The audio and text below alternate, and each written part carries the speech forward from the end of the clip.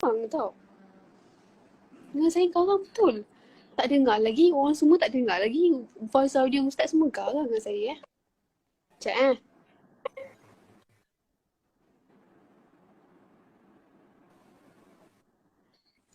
Mira Kau tulis ke tidak? bukan. Soalan. Oh, okey. Ha.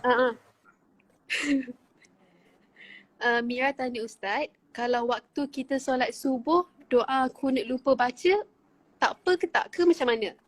Solat doa kunut hukum dia sunat.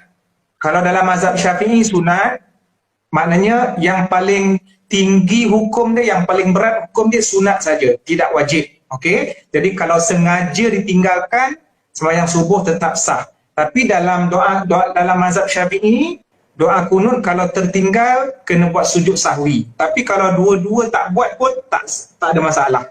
Jadi isunya sah tahu. Yes.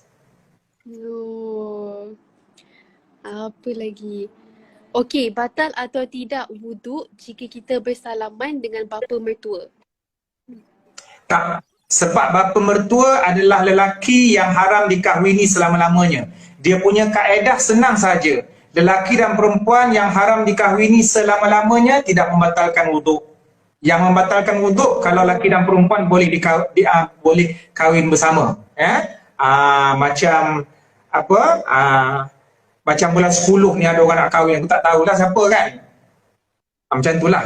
Okey? Bulan 11 ke macam itulah, tengok bergantung pada COVID ni. Okey, itu satu. Ada dua jenis haram. Okey? Pertama haram selama-lamanya. Yang ni tak batal wuduk. Tapi ada haram yang sementara. Contoh, Mira haram berkahwin dengan abang ipar. Dengan adik ipar. Contohnya adik kau dia kahwin dengan lelaki, kau haram berkahwin dengan dia. Tapi haram sementara. Walaupun haram, tapi sentuh batal wuduk sebab dia tak haram selama-lamanya. Okey, terus. Okey. Allah lajunya sekejap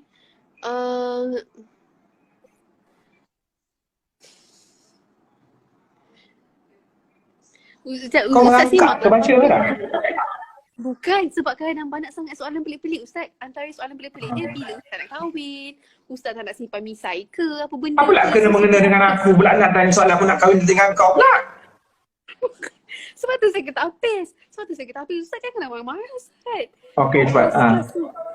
Kejap Ustaz. Aku baru lepas sarapan tadi.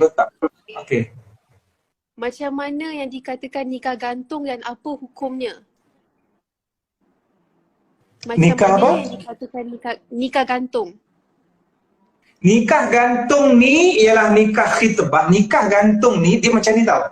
Nikah gantung ni dia sama macam nikah perkahwinan biasa. Cuma mungkin dia dilakukan mungkin sebab keadaan kedua-dua mempelai, lelaki dan perempuan tu mungkin masih belajar, lepas tu nak tunggu macam dah kerja lambat, nak mengelakkan daripada berlakunya maksiat dan seumpamanya, maka mereka dinikahkan awal, mungkin tak buat kenduri, mungkin tak tinggal bersama sebab komitmen masing-masing belajar kolej, tetapi mereka tetap sah sebagai suami isteri. Cuma dari segi nafkah, ada perbahasan, ada kewajipan yang digugurkan sementara waktu. Contohnya isteri tak boleh nak komitmen untuk masak suami dan suami tak boleh bagi nafkah sebab dia orang ni masih belajar. Selalunya nikah gantung ni mungkin di kalangan orang kata remaja-remaja macam tu ataupun orang yang perlu nikah. Student lah yang tak kerja lagi. Okey, faham. Kalau kita solat, kita gerak daripada 3 kali. Gerak sikit daripada 3 kali, batal ke tak solat kita?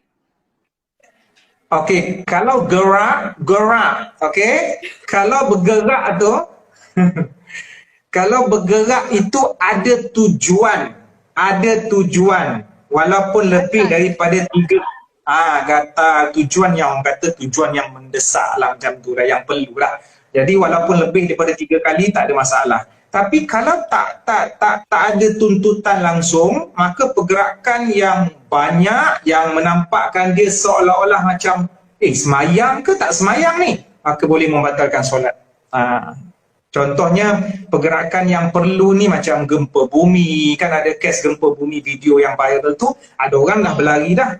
Ada orang masih lagi berpegang kat situ dinding, lepas tu dia terpaksa bergerak lah ke dalam bumi tu. Faham? Okey Ustaz. Oh,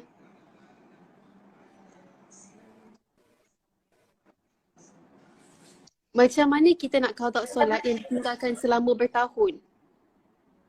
Okey, bagi orang yang pada zaman jahiliahnya dulu, kemudian dia nak bertaubat, perkara pertama sekali yang dia kena buat ialah taubat. Taubat. Okey. Okey, tak apa. Teruskan. Okey. Yang kedua, dia boleh gantikan solat dia yang mungkin beratus-ratus itu, tapi bukan maksudnya dia kena buat dalam masa satu hari. Itu nanti akan menyebabkan dia letih, dia akan salah faham dengan Islam, menyusahkan bagi dia. So, dia boleh buat secara beransur-ansur. Hari ni sekali, besok sekali, tak ada masalah. Itu kaedah dia.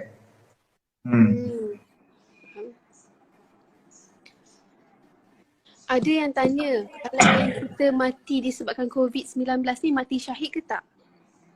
Sebahagian ulama yang meletakkan kategori bahawa COVID-19 ni adalah wabak, maka dia dikategorikan sebagai mati syahid. Sebab dalam hadis, Nabi ada sebut dalam satu hadis, antara syahid itu adalah ta'un. Ta'un ni dia didefinisikan sebagai penyakit menular. Jadi COVID-19 salah satu daripada bentuk penyakit menular. InsyaAllah siapa yang wafat dalam orang kata COVID-19 ni mati syahid. Ada satu hadis lagi Mira dan semua netizen. Nabi kata kelebihan orang yang duduk di rumah tak keluar ketika penyakit wabak. Apabila dia duduk di rumah, dia berusaha untuk mengelakkan penyakit dan dia bersabar dan dia mengharapkan ganjaran Allah, insya-Allah dia dapat pahala syahid. InsyaAllah. So, semua memang kena duduk rumah, kena solat, perbanyakkan solat, mengaji dan sebagainya lah.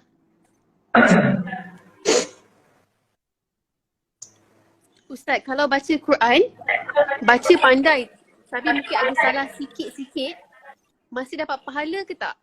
Maksudnya kalau kita baca seorang Nabi ada sebut apa dia? dalam satu hadis, dengar tak suara Ustaz? Suara jelas. Dalam satu hadis sahih, maksudnya barang siapa yang membaca Al-Quran dengan fasih, maka dia bersama para malaikat yang mulia. Yang kedua pula, barang siapa yang membaca Al-Quran merangkak-rangkak sebutan huruf tak betul, dia dapat 2 pahala. Pahala pertama kerana kesungguhan dia bersusah payah menyebut huruf, dan pahala yang kedua kerana dia membaca Al-Quran. Jadi jangan putus asa bagi siapa yang tak reti baca Quran. Dia belajar, kadang-kadang ada setengah orang belajar tak boleh juga sebut huruf tu sebab pelat, teruskan membaca, pasti dapat pahala. Ini jaminan daripada Nabi. Apa masalah kau nak gelak-gelak?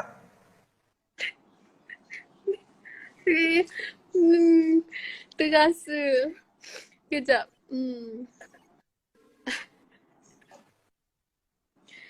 Banyak ni soalan ni. Okey, bolehkah kita niat puasa 2 sekaligus? Iaitu puasa ganti dengan puasa sunat pada hari yang sama? Puasa ganti boleh digabungkan dengan puasa sunat. Contohnya hari tu hari Isnin, kemudian dia nak puasa qada, dia niatkan qada sahaja. Dia niatkan qada, insya-Allah pahala puasa sunat Isnin akan ikut sekali. Yang tak boleh, puasa ganti gabungkan dengan puasa ganti jadi satu hari. Dekat situ dia cheat. Betul tak bahasa Inggeris aku? Kau ingat kau seorang tahu bahasa Inggeris? Kau sekolah tak? Maknanya puasa ganti dengan puasa ganti tak boleh. Patutnya hutang 2. Tiba-tiba dia pergi gabungkan dalam satu hari. Maknanya dia kena buat 2 hari. Ustaz sihat tak? Sihat. Aku makan tadi cili sambal. Ustaz. Okay. Kau doakan aku mati, Mira? Tak adalah.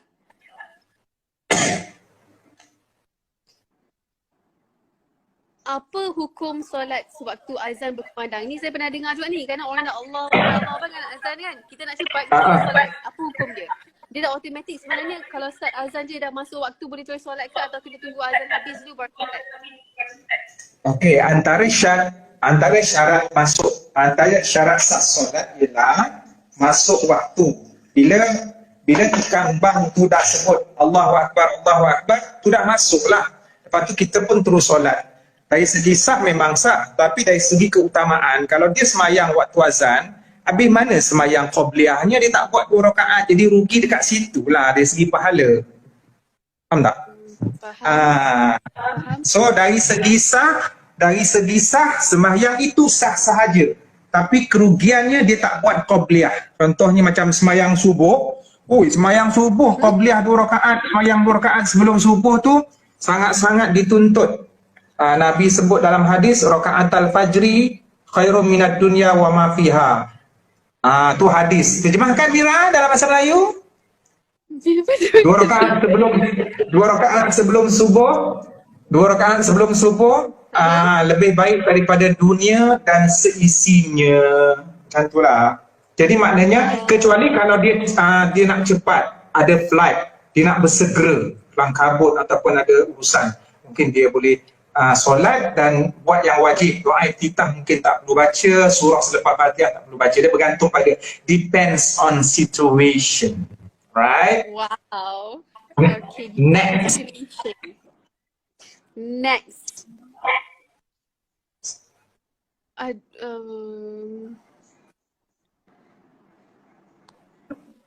Apa lagi?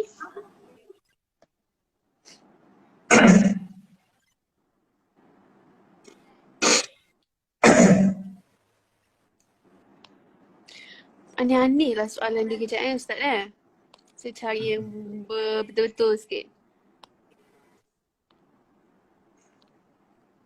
Ustaz syuting tak sepanjang quarantine ni? Kau ingat aku syuting filem apa? COVID-19 tajuk dia. Tak ada, tangguh banyak. Ya Allah, ya Tuhan, kau tanya je. Mana tahu ada program TV ke, kan dipanggil Astro Oasis tu baca doa ke. Tak sekarang. So, apa ni hari tu, ialah maknanya sekarang ni dia nak minimumkan pergerakan tu. Jadi hari tu dia ada jemput untuk host tu, dia kata biar orang daripada Astro teruslah sebab kau kena keluar lagi, takut apa-apa berlaku untuk keselamatan sekarang ni. Tapi kalau konti pergi je Suria. Oh, faham. Apa ni? Ustaz bila main game, Ustaz kat mana sekarang? Main game apa? Aku tak pernah game-game Tak perasaan tahu. orang ni. Tak tahu. Soalannya. Apa pendapat tentang orang yang tak nak duduk rumah? Apa dia? Tak ada. Apa pendapat? Soalan pelik-pelik. Apa pendapat tentang orang yang tak nak duduk rumah? Ni lain punya soalan. Pendapat yang tak nak duduk rumah, hukum dia boleh membawa kepada dosa kalau dengan perbuatan dia tu menyebar spread out, alright? Spread out, menyebarkan virus tersebut. Engkau jangan, tak, masalahnya kenapa kau nak underestimate Ustaz tak erti bahasa Inggeris? Bila aku cakap bahasa Inggeris ni kau tiba-tiba macam boleh ke dia cakap? Mana dia tak cakap apa-apa pun? Ustaz ni pun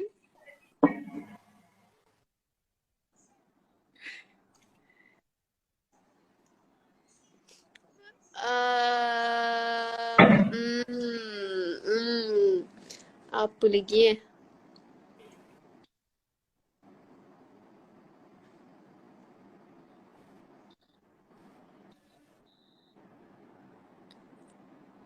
Sah atau tidak baca tahiyat akhir pendek? Ada ke tahiyat akhir pendek? Tahiyat akhir pendek sampai selawat sahaja. Maknanya asyhadu an la ilaha illallah wa asyhadu anna Muhammadar Rasulullah. Allahumma salli ala Muhammad wa ali Muhammad. Sampai situ dia tak baca yang selawat Ibrahimiyah kama sallaita ala Ibrahim tu, dia tak baca. Kama sallaita ala Ibrahim tu. Okey, lepas tu dia kata sah atau tidak sah kalau baca tahiyat akhir Tak, pendek? sebab kama sallaita ala Ibrahim, selawat Ibrahimiyah sunat saja. Sunat.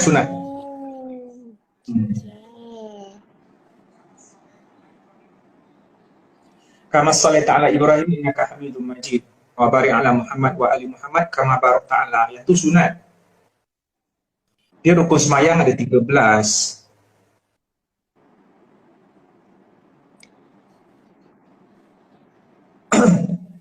Kadang-kadang ada yang tak hafal Mira, macam campur dengan rukun negara.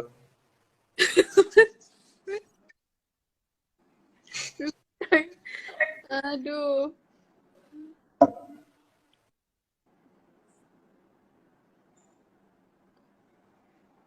Boleh ke bayar zakat fidyah melalui membeli sumbangan yang berkaitan musim corona ni? Kalau dia begini, komitmen dia zakat fitrah, dia mesti memberikan komitmen itu pada pusat zakat lah. Sebab sistem dia kita kena bayar pada pemerintah. Adapun kalau dia nak bagi sedekah kepada corona, yang tu dikeluarkan sedekah yang lain. Kalau tak nanti tak terlunas hutang dia. Walaupun ada juga perbahasan mengatakan boleh tak kalau kita bayar zakat bukan melalui pusat zakat. Kita terus cari asnaf. So ada isu dekat sini perbahasan. Yang sebaik-baiknya nak bayar zakat, tak payah cari. Bayar sahaja di pusat zakat, biar pusat zakat yang mengagihkan pembahagian tu kepada 8 orang asnaf yang layak menerima zakat. Itu lebih praktikal. Faham? Boleh ke wuduk kepala ikut belakang? Boleh ke abang wuduk kepala ikut belakang? Maksudnya apa macam ni? Kepala ikut belakang dia, kepala macam mana kepala itu? Kepala ikut belakang? Daripada sini lah tu. Boleh ke wuduk kepala ikut belakang?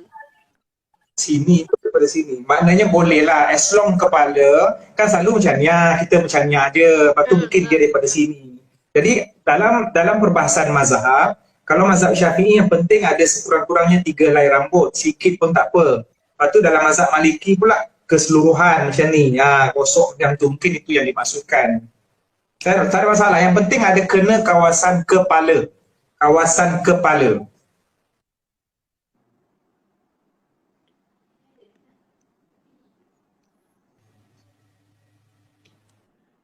Apakah saya pun tak tahu ni, tapi apakah maksud uruf wal adat dan apakah autoriti tersebut? Uruf wal adat apa Ustaz? Apa dia? Bolehkah apa? Apakah maksud uruf wal adat? Uruf wal adat. Okey, teruskan soalan tu. Dan apakah autoriti tersebut? Okey, uruf. Ini soalan usul fiqh. Soalan dalam subjek usul fiqh. Iaitu satu subjek bagaimana untuk... SPM ke ni? Ini bukan SPM.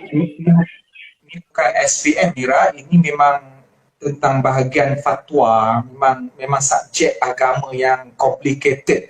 Uruf ini, uruf dan adat. Uruf dan adat ini budaya dan kebiasaan. Jadi boleh tak dia dijadikan sebagai sandaran hukum? Okey? Kita punya sumber hukum yang kita belajar, Mira belajar, lepas tu Ustaz belajar, sesiapa belajar, ada 4 sumber dalil. Yang pertama Al-Quran, As-Sunnah, Ijma' dengan Qiyas. Kan? Kita pernah dengar kan? Quran, Sunnah, Ijma' dan Qiyas. Maknanya kalau dalam agama ni, dalil nak ambil daripada mana? 4 ni. Contohnya kita kata, apakah hukum makan KFC? Ambil daripada 4 dalil ni. Ada tak dalil boleh makan KFC? Dalam Quran sebut secara general. Contohnya, kulu washrabu min rizqillah. Ataupun apa hukum minum arak? Hukum dia haram. Mana bukti haram? Dalam Quran ada sebut innamal khamru wal maisir. So itu kita katakan sumber dalil. Jadi soalan bertanya, boleh tak uruf wal adat ini dijadikan sebagai sumber dalil? Maka hukumnya boleh, tapi ada perincian yang lebih luas.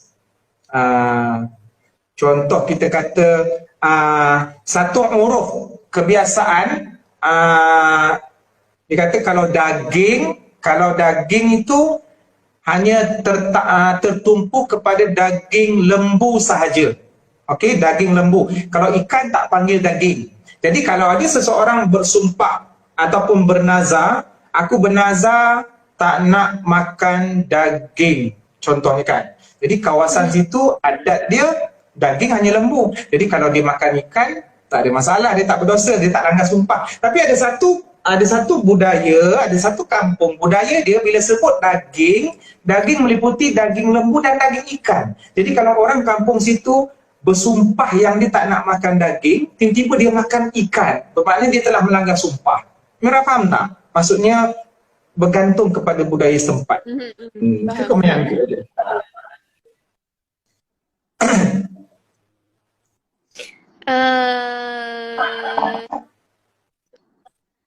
Kalau solat lebih atau terkurang rakaat tanpa sengaja, sah atau tidak?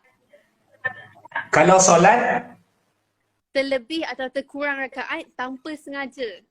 Macam dia lupa. tanpa sengaja, tanpa sengaja sah. Tanpa sengaja, tak sengaja sah. Tapi disunatkan buat sujud sahwi. Sebab sujud sahwi itu maknanya lupa. Sujud tu sebagai menampung lah kita katakan.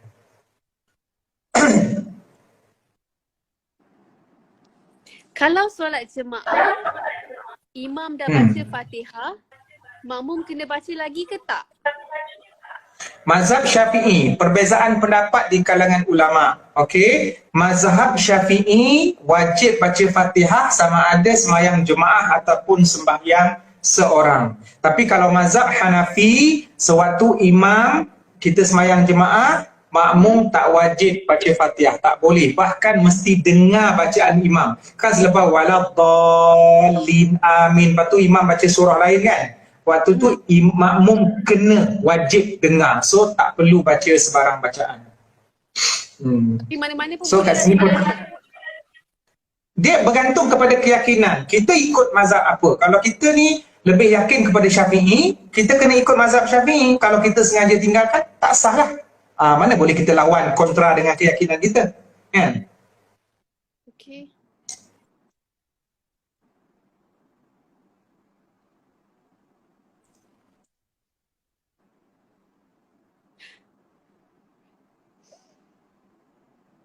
Sekejap Ustaz.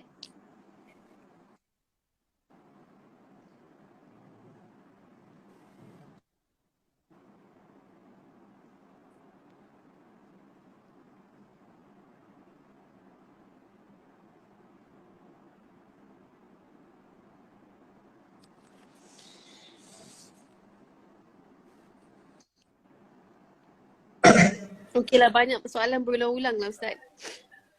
Kan, dia banyak soalan berulang-ulang.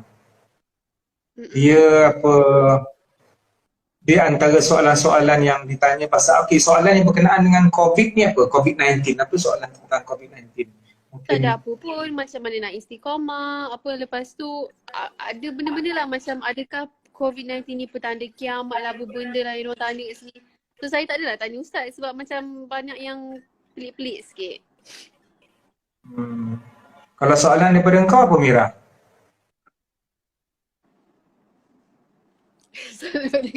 Soalan daripada saya.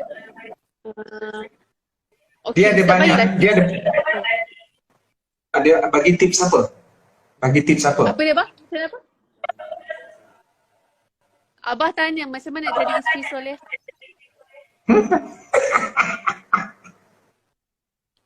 Abah tanya bukan saya. Macam mana nak jadi isteri soleh? Jawapan tu ada pada mak kau. Mesti mak jawab. Ya, mak kau kan, kita contoh terbaik kan tengok mak kita kan isteri soleha kepada abahnya juga. Ya. Macam mana abah boleh? Macam mana abah boleh? Tak apa dah soalan kau? Tak ada apa. Jangan melawan laki. Mulut tu jangan menjawab. Besok kalau laki kata macam tu, ikut dengar je. Macam tu lah kan. Saya tak melawan, baik je. Okey, Ustaz ceritalah sikit apa amalan yang boleh amalkan sepanjang COVID-19 ni. Specifically doa yang mudah doa yang mudah kita baca ke apa ke, macam mana ke. Dia ialah apa dia macam mana? Saya tahu Ustaz banyak kali sebut dah pasal benda ni, tapi dengan live saya lah, sebut sekali. Okey, kepada semua netizen semua juga, sempena COVID ini ialah itu sebagai ruang untuk kita muhasabah lah, dan bukan tempat untuk kita menyalahkan mana-mana pihak. Bahkan kita mencari hikmah di sebalik kejadian ini. Adalah benda-benda yang Allah nak bagi rezeki. Sebenarnya rezeki itu bukan duit sahaja ataupun material, bahkan rezeki itu adalah ilmu, bahkan rezeki itu adalah suatu peringatan Allah nak tarik kita supaya kita jadi baik. Dan ada satu hadis yang Cik Man nak kongsi berkenaan dengan sikap orang mukmin, ajaban li amril mukmin, begitu unik dan istimewa pribadi orang yang beriman. Apabila dia diberikan nikmat, dia bersyukur, dan apabila dia diberikan musibah, contohnya COVID-19, dia bersabar. Jadi tak ada pun dalam hidup dia perkara yang negatif. Sama ada sebelum COVID-19 tetap positif, ketika COVID-19 pun dia tetap bersangka baik dengan Allah. Itu satu. Yang kedua, antara doa-doa yang boleh dibaca, mungkin ramai yang tak tahu bahasa Arab, boleh baca dalam bahasa Melayu kerana Allah faham. Yang penting antara rukun kita berdoa tu kita memuji Allah dan Rasul, pembuka dan penutup, dan kita juga khusyuk dan kita serius dengan apa yang kita minta, tidak memaksa Allah, tidak tergesa-gesa, bahkan disunatkan doa yang panjang. Antaranya Allahumma inna na'udzubika minal baras wal junun wal juzam was sayyi'il asqam. Ya Allah, kami berlindung dengan Engkau daripada penyakit sopak, kusta, gila dan juga penyakit-penyakit buruk yang lain. Boleh juga sambung wa COVID-19. Maknanya dalam doa tu Allah faham kita maksudkan apa. Dan juga bacaan-bacaan daripada hadis Nabi untuk menjadi tangkal kita. Contoh bismillahirrahmanirrahim la yadurru ma'asmihi syai'un fil ardi wala fis sama' wa huwas sami'ul alim. Yang ni semua hafal insya-Allah. Jadi jadikan itu sebagai ruqyah ataupun tangkal kita lah. Dengan keyakinan Allah yang menyembuhkan. Baiklah. Okay. Itulah saja juga Ustaz, saya rasa. Okey, so maknanya kepada netizen-netizen, kalau ada kenduri-kenduri kahwin ke bila-bila jemput aku. Jangan tak jemput aku. Ke siapalah. Aku cakap ni umum. So jangan terasalah sesiapa pun. Okey. Jadi thank you Mira kerana planning untuk live pada malam ini. Terima kasih. Apa dia? Ustaz, save tau video ni. Saya tak mau save video ni, patut bagi saya. Macam mana? Save video ni tau. Kau tak boleh save ke tak? Okey, boleh. Okey. Okey Mira, salam mak dengan abang. Salam mak dengan abang. Apa adik kau? Itu. Okey. Assalamualaikum. Okey, mak abang salam. Salam.